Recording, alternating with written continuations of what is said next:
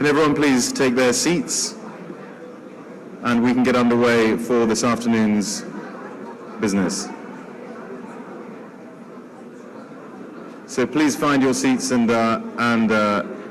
settle down.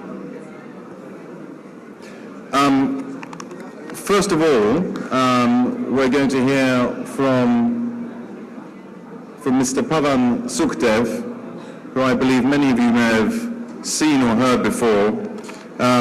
He will be talking about the economics of ecosystems and biodiversity.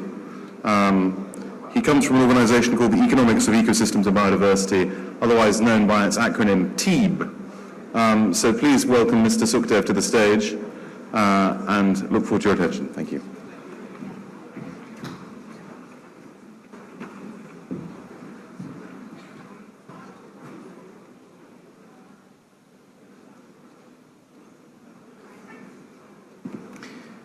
Good afternoon, ladies and gentlemen. Do settle down as you absorb the benefits of nature. Amongst the resources, or the ecosystem services as we call them, is of course food and water and wine. And so I hope you've had your fill. I want to talk today for 15 minutes about what is called the economics of ecosystems and biodiversity. And I wish it was not called something so complicated, because it's just about the economics of nature.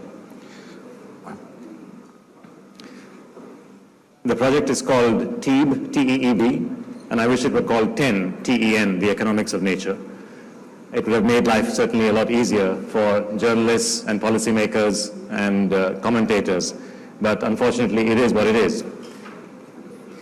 This project began in 2007, and it was started by the G8+5, and they gave the effort of organizing it to the European Commission and to the United Nations thereafter.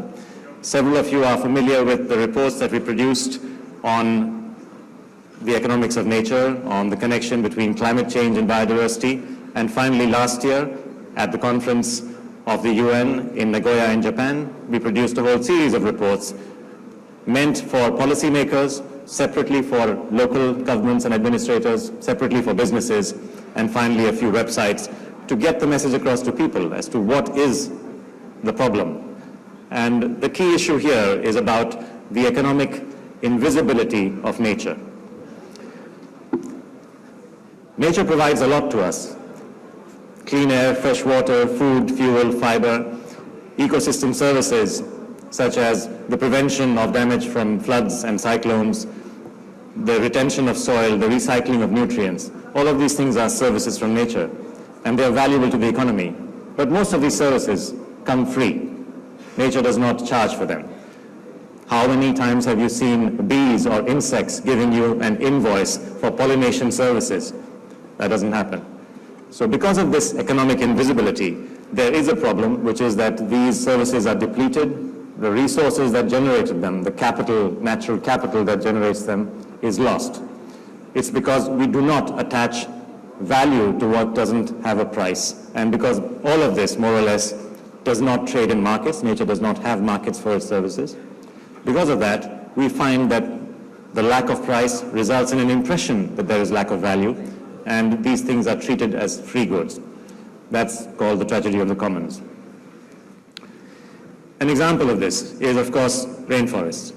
Now, if you look at rainforests, they actually contain and capture something like 1/4 of the total carbon that is stored on Earth, on the land surface. Rainforests are also amazing mitigation engines, which means that they are on an ongoing basis absorbing carbon dioxide net from the atmosphere. So they are actually absorbing something like 5 gigatons of carbon dioxide compared to the 32 gigatons that globally our economy emits, which means that they are already capturing 15% of our emissions. That makes them the world's biggest mitigation engine. And the question that has to be asked is that is hugely valuable, that mitigation service. Is anyone paying for this? In fact, until recently, and the RED Plus schemes that are being considered and discussed here at the conference, in fact, nobody was paying for these services and has not been for all these years and decades. Another example, also from rainforests, is about fresh water. The Brazilian rainforest, for example, is not just a carbon store and a house of various species, but it's also a water pump. And that water pump provides the rainfall by precipitating the northeastern trade winds from the Atlantic into the plains of the La Plata the basin, which is basically the granary of Latin America. A $1 trillion economy in Latin America hinges upon the availability of agricultural production for exports and for their consumption. And that in turn hinges upon freshwater. So it's a clearly important part of their economic cycle, and yet does the governor of Amazonas, for example, does he get paid anything by the governor of Mato Grosso, or for that matter Argentina or Uruguay or Paraguay? No, once again, because this service is economically invisible. Now, is there a problem with this? The problem is, yes, there is. Because of this economic invisibility, the profits of corporations are actually not a really good measure of what value we add, and I speak as a businessman. They are not a good measure of the value that we add to society.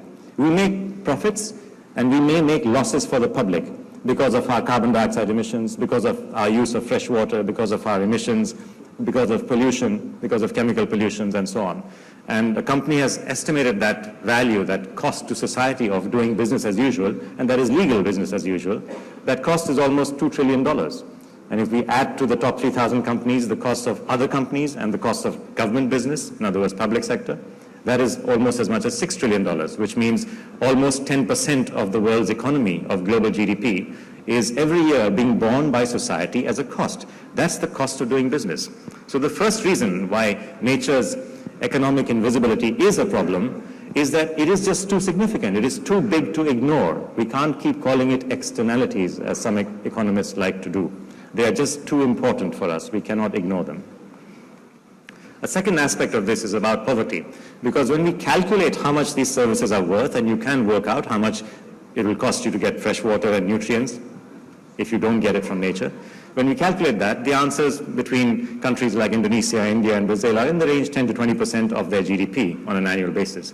But that's not a good comparison, because when you ask the question, to whom did these benefits flow? If the forest is lost or the cover is lost, where will the poor farmer's wife go for fuel wood? Or where will his cattle go for leaf litter? Or where will he get his fresh water and nutrient flows from to feed his fields? Or who is going to protect his fields and his crops from the effects of droughts and floods which happen in the absence of forests? Nobody. This is the problem, because when we work out how much these benefits from nature are worth to the poor farmer and his household, these household benefits, household incomes, these are almost 50 to 90% of the total incomes. And that is why it is even more important. So nature, you see, is not just something beautiful and distant and lovable to admire from afar. It is also something that is directly valuable to the economy, and most importantly, it is essential as a safety net for the poor and as part of their household incomes, 50 to 90% of their household incomes. That is why the economics of nature has a very important message for development. When we are seeking development models, when we are trying to reduce poverty, when we are trying to improve the lives of the poor, we can't do that by losing their safety net and saying, please come to the city and make Ferraris. That doesn't work. 1.2 billion people around the world who are subsistence farmers and families of theirs cannot come around to cities and build Ferraris. There just isn't that much demand for that kind of production. So we have to think of a different economic paradigm.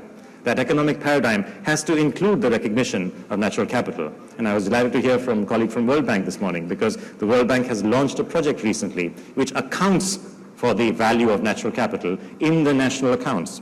And when that moves forward, as it is right now, I was at their first meeting, we will finally have the true wealth of nations being reflected in their own balance sheets, which has not happened so far because of the economic invisibility of nature. So once again, another strong reason why we have to address this problem. You might think something like coral reefs, another example, is just a question of pretty biodiversity, but it's not, because more than 500 million, 500 million people around the world in so many parts of the globe, including here around the islands of Indonesia and the Asia, Southeast Asia, depend on coral reefs for their livelihoods, not just the food, but also their livelihoods. So the loss of coral reefs due to climate emissions, partly because of increasing temperatures, partly because of acidification, is a big problem. That is a social problem. Once again, the economic invisibility of that and the social cost. When poor people do not get food and livelihood, they have to move. They can't just move to anybody else's homes. They have to be given alternatives, and this is not straightforward. If we do nothing about it, then we are risking the potential of conflagration. We are risking that we push poverty. Poverty is not just about lack of food and shelter. It's also about self-respect and of having livelihoods. And when people do not have livelihoods, that self-respect cannot be. And when that happens, you're taking a risk. Because just like